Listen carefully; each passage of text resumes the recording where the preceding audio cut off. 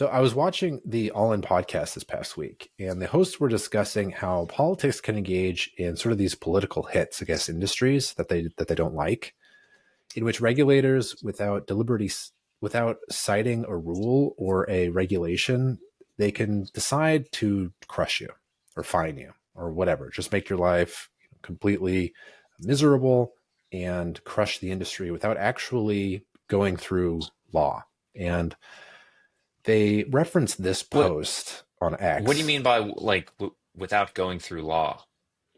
Isn't So there yeah, some so I'll kind of explain. So this is the example that they gave was with Libra or cryptocurrency, and recently cryptocurrency, I guess, and then Libra cracked that a that was like thousand. that was like Facebook's like Right, test cryptocurrency, advanced. right? Yeah, so it was an advanced high performance payment centric blockchain, and I think this had to do with their team at Meta. Hmm. Um, and They basically wanted to create their own currency and their own payment yeah, system, right? and what the hosts had talked about was on the one side, Libra was trying to do everything that the regulators asked of them, but they still were getting roadblocked.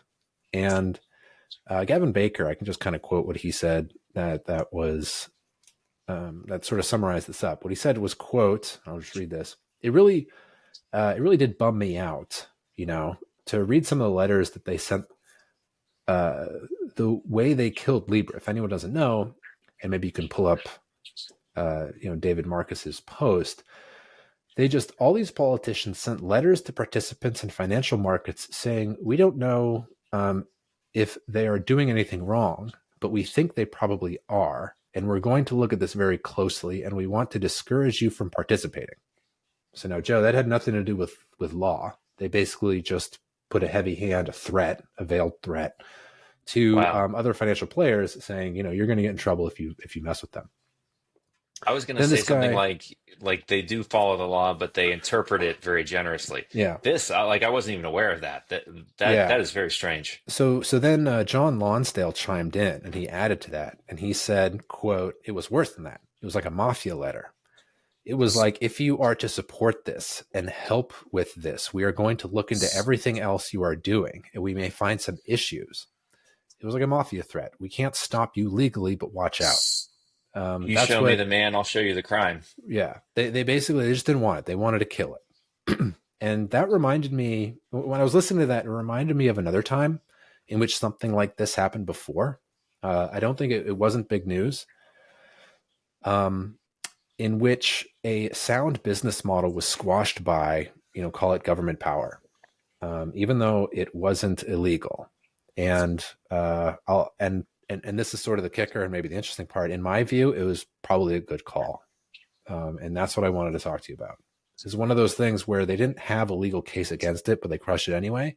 And I'll see if I can convince you that it was, again, I don't like big government power. I'm Right. naturally against that. But let me see if I can convince you that maybe this time it was the right call. Yeah, it's just to be upfront, it's probably not going to be too difficult to convince me on this one because this is about a payment system, and So this is that's different. So the I'm not going to try to convince you of this case. I don't know much about this. I'm going to try to convince mm. you of the narrow bank. I'm Oh going to tell you the yes, story of the narrow bank. that yeah. So first, before I describe the narrow bank, we sort of need to cover what their business model is. And before I can cover their business model, we need to compare it to a traditional commercial bank.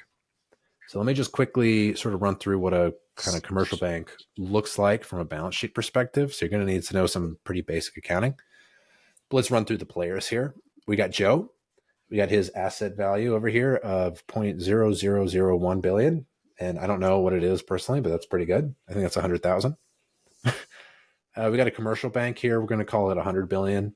That's the size of its assets. And we got the Fed over here at 7 trillion. So 7,000 billions. Now each, Joe, the commercial bank, and the Fed, they each have a balance sheet. Okay. And what we're going to be looking at specifically is where Joe holds his cash. So Joe, cash to him is an asset. And if it's an asset to someone, it's got to be a liability to someone else. Kind of. in this case, if we're just talking dollars, yes. So Joe is going to hold his asset, this dollar, as a deposit at the commercial bank, right? And so this dollar, this in blue here, is going to sit in the deposit side. Now, the bank is going to fund itself. So what its liabilities are made of are going to be mostly deposits. That's what a commercial bank does. It's going to have some wholesale. So that's going to be other loans it gets from elsewhere. And it's going to be equity. And then on the asset side of it, the commercial bank is going to mostly be loans. It's going to have some securities, and it's going to have a thin bit of cash. And I said it has about $5 billion in cash over here. Now, where does the commercial bank hold its cash? Well, it's going to hold it at its bank, which is the central bank. So now we have this in red, and it's going to be over here in the liability section. Now, this is kind of important. So at the Federal Reserve, this cash that's held at the Fed, it's a liability. So they're going to be paying interest on it. And the Fed right now, today, we are in, what's today, December 13th, 2024. They are paying 4.65% on that cash, right? So over here, the asset, the commercial bank, is going to be earning 4.65% on the cash it leaves at the Federal Reserve. Now, Joe, I don't know what you earn, but I almost am certain that for a demand deposit, you are not earning 4.65. You're probably Absolutely earning, not. let's call it 1%. So you're going to be, so the commercial bank is going to pay 1%. All good? Yep. All right. Now let's look at, so the people who wanted to found the narrow bank, and I think actually they were former regulators. This is their business model. So now let's look at the narrow bank. Now, we still got Joe over here. He's still got his dollar. He's super happy. You'll see why in a second. The narrow bank, let's call it also 1 billion. Now, this is what they do. All the narrow bank does is it takes all of Joe's cash and cash from a bunch of other depositors, and it just places it with the Federal Reserve. And recall, when it places it with the Federal Reserve, it's going to be earning 4.65% from them. Now, instead of doing what other banks did and pay, the depositor like 1%, the narrow bank says, okay, for your deposits, I'm not going to give you 1%. I'm going to give you this overnight rate minus a spread. I'm going to give it to you minus, call it 30 basis points, 0.3%. So Joe, instead of that 1% that you get over at this bank, leave it with me. I'm going to pay you 4.35%. Sounds pretty good, right? The other thing I'm going to tell you is we are totally safe. We don't make any loans. We don't do anything. This is all we do. It's extremely narrow. I think this is where the term. We only loan to the Fed. All it is. That's all you're doing. I'm basically just an intermediary between you and the Federal Reserve. And so I'm as safe as the Federal Reserve. I'll give you a huge amount of interest, and I'll just sit back and take this tiny little conduit. 30 basis point spread, which isn't too bad if we're talking about on 100 billion. So maybe every year I could make, 300 million from doing very little. I don't give out loans. I have very little risk. What do you think? That's the business model. Seems like a pretty good plan. I mean, like a pretty good plan. It's like traditionally, it's like no. you're, oh no. So now that you got the business model, it didn't work. And it didn't work because they couldn't open an account with the Federal Reserve. And it's because the Federal Reserve just basically, and we're going to read what happened in this decision here. But basically they just dragged their feet until the narrow bank people sued, and we'll see if they won or they lost. Let's just go through the highlighted bits. We don't have to go through this whole thing. But they basically says, the narrow bank, they sued the Federal Reserve Bank in New York, seeking a declaratory judgment, injunctive relief, and a prompt hearing under Fed R blah, blah, blah. TNB alleges that the FRBNY has refused to provide TNB with a quote-unquote master account, despite its statutory obligation to do so. yada, yada. So TNB began the process of opening an account with the FRBNY in August 2017. TNB has not opened for business yet. Its board of directors and management have spent over 2 years preparing for its opening. TNB stands for the narrow bank, which describes the structure of the business TNB plans to establish. TNB's sole business will be to accept deposits only from the most financially secure institutions. So that's, real quick, that's going to be a bit of a difference between what I described and what they're doing. So instead of Joe, it's going to be other financial institutions. But the idea is still the same. And to place those deposits into TNB's master account at the FRBNY, thus permitting depositors to earn higher rates of interest than are currently available to non-financial companies and customers for such a safe liquid form of deposit. Now, TNB will earn a quote-unquote modest profit by paying its depositors at a slightly lower rate. So that's the 30 basis point spread that I described. Now, it says here to carry out its business, TNB needs access to the Federal Reserve payment systems. I call a little bit of BS on that because what they really need is the interest rates. They need to open an account with them so they can leave the cash there and earn the interest. Right. So it's not just the payment system they need; they need the money. I think the payment system almost kind of like implicitly refers to that. Oh, fair enough. But either way. So, kind of moving on, they say, according to TNB, the master account application process is straightforward, it's short. The applicant completes a one-page form and agreement, and it says it shouldn't take more than a week. But several weeks Pretty later, quick. that's pretty quick. Several weeks later, though, TNB still had not heard back about its application. It spoke with an attorney with the FRBNY. And then, so, beginning in September 2017 and continuing through November the same year, TNB received a series of document and information requests from the FRBNY. I guess they're kind of looking at the background. Is this a sound business? The later requests focus on creditworthiness and anti-money laundering issues. And, TNB provided a complete and timely response. The FRB completed its inquiries. And then an FRB attorney told, quote, TNB that the FRBNY is prepared to communicate to the acronym, and TNB would be permitted to open a master account following the issuance of a final COA from the another acronym and the maintenance of a certain amount of deposits. Okay, so however, the attorney also informed TNB that the Board of Governors of the Federal Reserve System had learned, quote, of TNB's intention to apply for a master account and wanted time to consider the potential effects of TNB's business model. And this is sort of alluding to what I think is the reason why they were denied. And I'll explain why. So this is when the FRBNY started to drag their feet, informed the FRBNY, the Federal Reserve Bank of New York, informed the narrow bank that after hearing from the board, the FRBNY did not think that TNB should expect approval anytime in the near future. Quote, the FRBNY did not provide a specific reason for the board's delay, but TNB's principals understood that it related to the impending replacement of the board's chairperson. The board's staff was unwilling to decide on TNB's master account when the new chairperson was seated. I think that's BS. Yeah. I don't think it has anything What to does do that with even that. mean?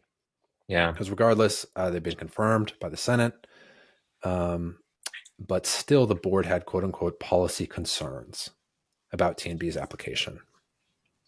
The board, quote, issued an advance notice of proposed rulemaking that expresses the Board of Governors' policy concerns about entities with narrowly focused business models, like pass-through investment entities or PTIEs, that, like TNB, would take deposits from institutional investors and invest all or substantially all the proceeds and balances at the Federal Reserve Bank. So this, just kind of wanted to highlight they had a name to it. It seems fairly innocuous enough what they're asking to do. Who's the TNB?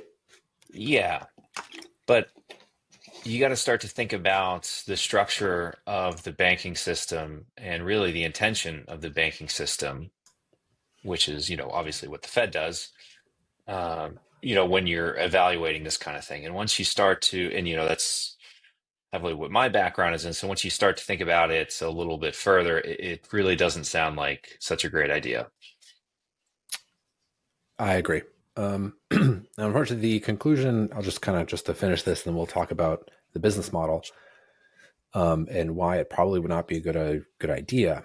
Um, the conclusion brought here by the judge, they, said, quote, because TNB lacks standing to pursue its claim, um, that which is also constitutionally and prudentially unripe, the FRBNY's motion to dismiss the complaint in its entirety is granted. So the FRBNY got the case thrown out. They won. I guess I don't know what happened after that. Maybe they continued to drag their feet. Just didn't make it clear that they had to issue this. But what I wanted to, that there is no TNB bank. I can't leave my deposits with the Federal Reserve, essentially. So it looks like the Fed won. But let's take a look as to why I think this was probably the right decision. And one of the things I found, I don't know, not funny, but I guess the basis on the of that lawsuit that they filed, like it said up top, is that like the Fed is not giving us this account, which they are like legally required to do so, something like that. Uh, That sounds like a that little, seemed like, yeah, probably yeah, not like it legally sounds flimsy. required to. It's not like you don't Yeah, put it in an application and then say you have to get it. You right, know, exactly. So it's like from a legal standpoint alone, it's like okay, yeah, it's easy to throw this we out. we also But even we also need to just be told just to like check our bases here. I didn't read every word of that decision. What I'm more interested in is just providing some background and getting into the meat of this, which is why I think this business model would cause our financial system to collapse, which is what we're about to talk about. So um, I would hold off on forming any judgment or forming some sort of judgments from a legal perspective. Um, just to cover our bases, because I'm not that familiar legally with the case. Just which is purely FYI, from the business model perspective. purely from this business model would probably do substantial harm to the financial system, and I'm gonna try to explain why I think that would happen. So let's go back to the traditional commercial bank and compare it with the narrow bank. Now, what's some of the big things that you notice if we just had a financial system that was filled with narrow banks? Because let's face it, they're going to attract all the deposits. That's right. So what's going to happen is, one thing that we're missing here is loans and securities. All of a sudden, those are going to go away. I mean, what the way they currently work with now is these deposits are used by banks to fund loans. The banks are filled with credit specialists who give out mortgages, who give out Auto loans, commercial real business estate loans, loans, business all these loans, all things. that stuff. And what this would be doing would be getting rid of a huge component of that. Commercial banks would be done. And if you think that being able to get um, a loan for your house is a good thing, then you want then you probably do not want a narrow bank that's going to suck up all the deposits in the system. That's one argument. Then the other argument is like, well, all this cash is going to go into the Federal Reserve, so all this red is just going to turn out into assets. So the size of the Federal Reserve balance sheet is going to blow up, and they have all this cash. So why don't they give out the loans? And I don't really want the Federal Reserve to give out, commercial loans. I don't want like a Hmm. semi-political governmental entity handing out. State planned economy. It's a literally, yeah, it would be perfectly centralized at that point. Um, that's the other side of it. That's another major argument. One of the probably most significant arguments, though, is the fact that this would probably bankrupt the United States government. Because, like, let's just give out some rough numbers here. Let's go poke around the appendix. So this is the deposits of all commercial banks. We're looking at a number up to $18 trillion. Now, right now, the total assets in the Fed are 7 trillion. So, you can imagine, even if like half of those went into the Federal Reserve just as cash, and now the Federal Reserve needs to pay 4.35% or whatever on 7 trillion, 10 trillion of deposits, it's not going to be able to cover that from its income, from the money that it makes on its asset side. So it has to come Mm-hmm. from the U.S. government, and it would absolutely bankrupt the U.S. government even faster than we're already bankrupting ourselves. I mean, the net effect is that it would. So a lot of the Fed's assets are treasury bonds. So, like leaving everything else aside for a minute, like a significant portion are treasuries, and there's a lot of reasons for that. But like you're saying, if they have to pay 4.6% now on all of these loans, treasury bonds don't pay that much. In order to balance that out, there's no loans being made. This would have to equalize. All else equal, yields on treasury bonds would have to increase to match that over time. And increased yields on treasury bonds is more money that the government is liable for. And so that's how, I think like you were saying there, that's how you could quickly start to bankrupt the government itself. So you're paying people in one way, but you're incurring all this other government debt in the other way. In theory, that should go. People are getting paid more interest, but they're paying it right at, The paying just as much or more in Yeah, taxes to cover it. yeah. I mean, the only way that they would be able to do it is if the Federal Reserve became like a commercial bank, started turning that cash into loans. But they're going to be Right. they need to earn a spread, and so they're going to have to give out loans at some higher interest rates. So right now, banks are able to pay depositors as little as they possibly can, because they want to earn the best margin possible, and they're going to be trying to give out loans at the highest rate possible. But there's competition. So if you want to win, if you want to win business in the loan market, you gotta give loans as low as a rate as possible. But that dynamic would no longer be present if the Federal Reserve had literally all the deposits. There's no competition anymore. You just So have your state interest rate you earn, your state yeah, loan payment you have to make, and everybody's exactly equal. that's all I had. Here's some appendices. This is the Federal Reserve Bank balance sheet. See, the vast majority of its assets are in securities.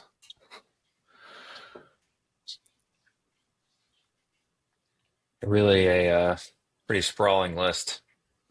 Yeah, these are scary. It's scary to see millions of US dollars with millions. I mean, how often do you see a balance sheet that has The millions units are in in units millions. of Yeah, millions? Yeah, that's millions. We're in the trillions.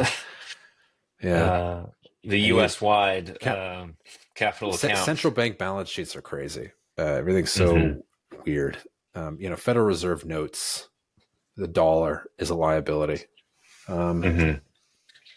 Right. only Yeah. I mean, the only at a Fed central issues bank. dollars, and That's yeah, they owe it. And if you yeah. give a It's dollar back to the Fed on the balance sheet, poof, it just disappears. Money gets that's burned. really interesting. Yeah. People talk Um, about the Fed printing money. They never talk about the Fed burning money. right. That's what it's doing. That's Yeah. what That's this is. something that. Oh, the Fed's out there just printing money. It's like, well, it also burns it. Yeah. That's Is what it's burning doing. at It's extreme burning it right amounts now. currently. That's what it's Hmm. doing right now. Anyway,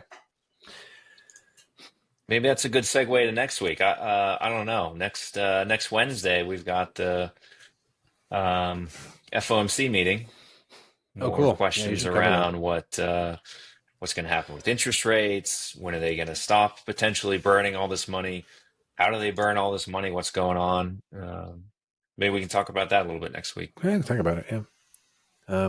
You also got that, I guess, report summarizing the biggest risks or whatever to the financial system. That was kind of cool. That came out a little while ago. We could talk about that. Or something else will pop up in the news. just anything, leave comments below about sort of what you want to hear us cover. We're thinking about What do you trying want to out this talk new about? Let us segment. know. Yeah, we're trying out this new segment approach, just like these shorter, maybe 20, 30 minutes a piece, as opposed to like an hour on one topic. Sort of introduce it, talk about it, then move on. Could try it. I think, I think we can provide some pretty interesting insights. Not try to take up too much of your time, which we're doing right now, talking about what to talk about. Anyway, Yeah, but we're opening it up to our vast audience.